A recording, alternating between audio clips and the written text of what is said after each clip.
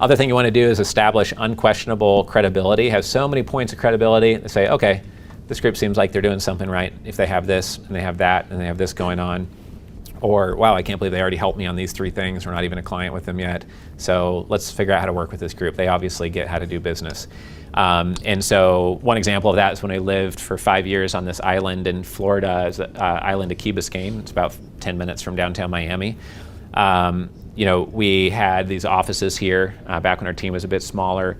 And there was a lot of people on the island who ran family offices. And so we had verifiable credibility there locally. And through a Facebook ad, we had the founder of Minecraft walk in with his baby stroller and be like, oh, I was just here in Key Biscayne. I saw this video and I'm a tech nerd, so I wanted to see what you guys are up to here, and being able to show them the actual physical team or show them your manufacturing plant. When we brought in an investor for Better Bath, Better Body, the bath salt company, we had a video of the manufacturing plant. And the founder said, oh, it's not a nice video. This is not like the lighting isn't perfect, et cetera. So I don't care. It's way better than them not knowing what the plant looks like unless they're going to fly to San Diego to look at it. Let them see what it really looks like and see the employees and explain what the machines do, et cetera. So making things really tangible is important. We used to just have ebooks, 14 years ago. Having a tangible book is important. Meeting people in person is important. Coming to a real live event in person is important.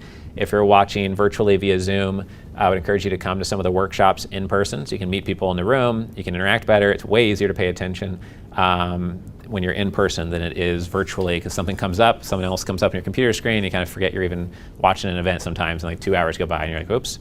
So come in person as much as you can. 2 things that fit your investor avatar and help you move towards your goals.